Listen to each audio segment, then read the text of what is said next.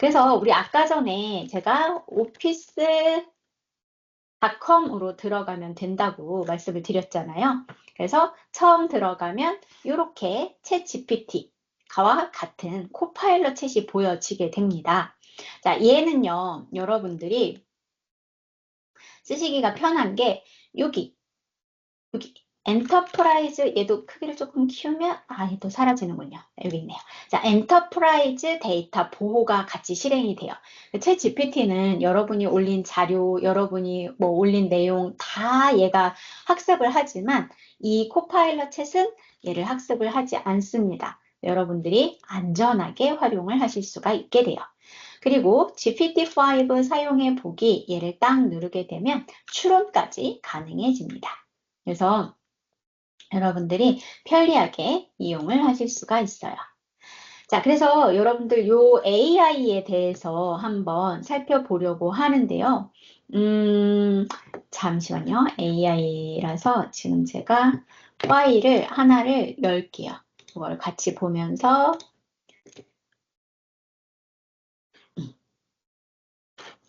자, 먼저 제가 이 자료를 일부러 이제 PPT로 띄웠는데, 자, 이렇게 쓰시면 돼요. 네, 예를 들면, 여러분 회사 홈페이지 주소죠. 이 회사가 하는 일을 알려줘. 자, 여러분들 교육하기 전에 저는 국제전기를 처음 알았잖아요. 근데, 국제전기는 뭐 하는 회사지? 궁금해요. 그럼 물론 홈페이지 가서 하나하나 읽어봐도 되지만, 그걸 제가 다 파악하긴 힘드니까 자, 회사 소개 링크를 주고 이 회사가 하는 일을 알려줘 했더니 이렇게 답변을 해주는 거예요. 챗 GPT랑 똑같아요. 국제전기는 1946년도에 설립된 기업으로 주요 사업은 아래와 같대요. 이렇게 쓰는 거예요. 그래서 굉장히 편리하게 활용을 하실 수가 있습니다.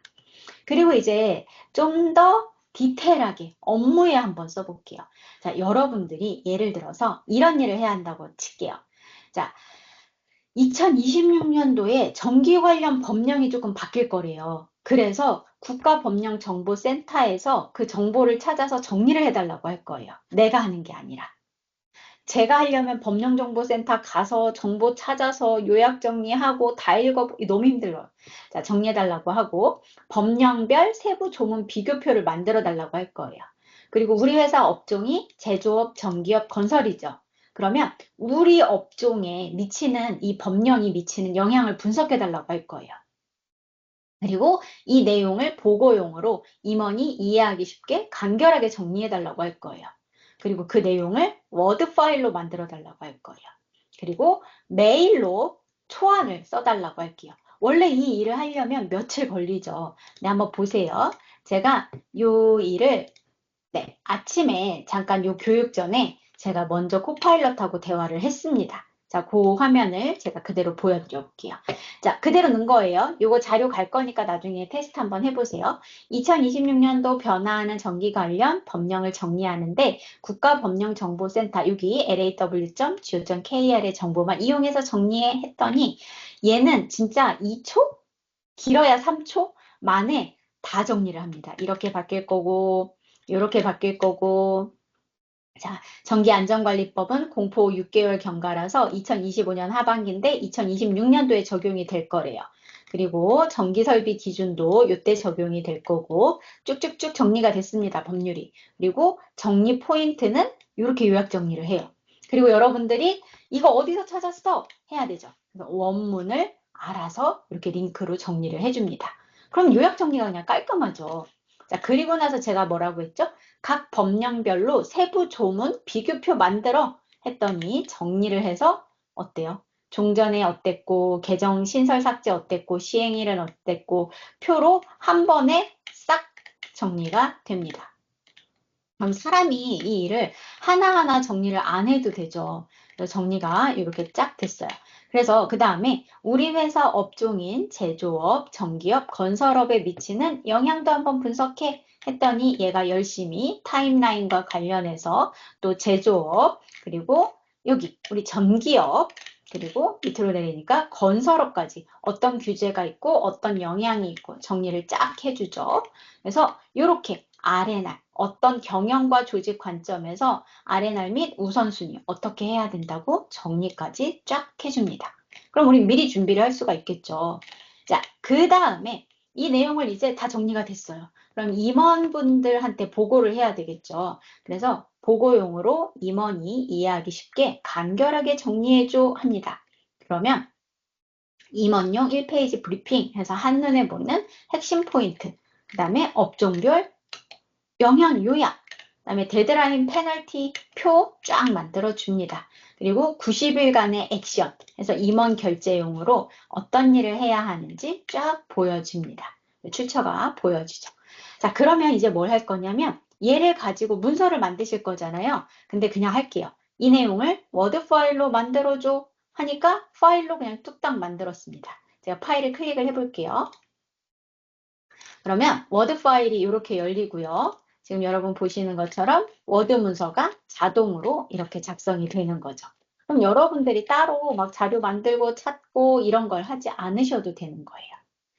자, 그 다음에 요겁니다. 이 내용을 기반으로 보고를 위한 이메일 초안을 써줘 하게 되면 네, 이제 위에 워드 파일을 첨부할 거니까 핵심만 정리해서 써줘 해서 한 번에 이렇게 메일이 돼요. 수신, 임원진, 참조, 누구. 그래서 핵심 변화, 요약, 업종별 주요 영향, 90일 내 우선과제, 요청사항 이런 식으로 한 번에 정리가 다 되게 되는 겁니다.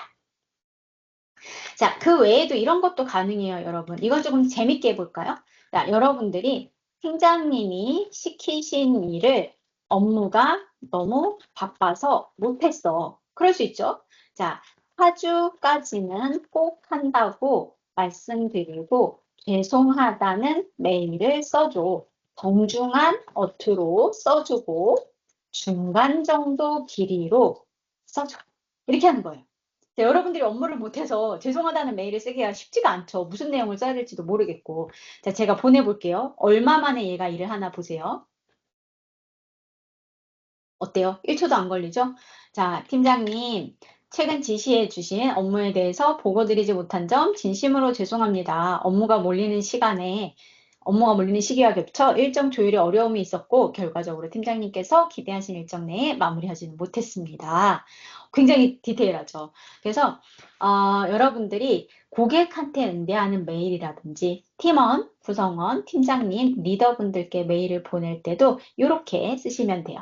근데 만약에 우리 팀장님이 우리 리더가 미국 분이시다. 그럼 그냥 이렇게 쓰시면 돼요. 영문 사과 메일로 변환해줘 하면 여러분들이 번역을 하실 필요도 없이 그대로 바로 영어로 써지는 걸 볼 수가 있습니다. 그래서 앞으로 이렇게 활용을 해주시면 되겠습니다. 그리고 앞으로 M365 쓰시다가 모르는 거 그런 것들도 그냥 이 코파일럿 챗에 물어보시면 돼요. 그래서 챗 GPT는 개인적인 용도로 활용을 하시고 이 코파일럿 챗의 경우에는 여러분들이 회사에 중요한 자료를 쓰실 때 활용을 하시면 되겠습니다. 자, 그래서 우리 다시 AI는 여기서 마치고 그 다음에 바로 이제 팀즈로 넘어갈 건데 그 전에 또 활용 사례 궁금해 하시는 분들이 있으셔서 자, 이런 거 쓰시면 돼요. 슬라이드가 굉장히 많을 때 핵심 메시지만 뽑아서 해야 되는 경우. 자, 이 파워포인트 파일에서 슬라이드별 핵심 메시지를 요약해줘. 발표 준비에 활용할 수 있도록 정리해줘. 이런 걸로 쓰셔도 되고요. 자, 이메일이 엄청나게 많다고 칠게요. 자, 그럴 때 이메일 주소 사이에 세미콜론을 추가해줘. 이런 것들도 되고요.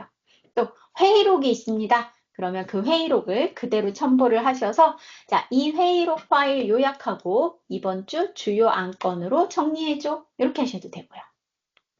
그래서 아까 메일과 반대로 자, 어떤 팀원의 근무 태도가 좋았어. 다른 팀원들도 보고 긍정적인 에너지를 받을 수 있는 문구 작성해줘. 자, 또는 여러분 기획안이 있어요. 엑셀로 된 기획안이라고 할게요. 자, 그러면 그 엑셀 파일을 업로드를 하고 자, 이 일정을 기반으로 리스크 요인 3가지와 대응 방안을 제안해줘. 자, 이런 식으로 활용을 하시면 되겠습니다. 그래서 회사에 내 업무를 도와줄 비서, AI 비서를 하나 뽑아줬다라고 생각을 하시면 좀 편하실 거고요. 그래서 사람도 마찬가지잖아요. 일을 그냥 시키면 잘 못하지만 아주 디테일하게 업무 지시를 하면 좀 업무를 좀 잘하죠. 그것처럼 코파일럿 챗에도 여러분들이 좀 디테일하게 일을 잘 시키면 AI가 열심히 일을 해서 여러분 일이 편하게 도와주실 거예요. 그래서 그렇게 활용을 해보시기 바랍니다.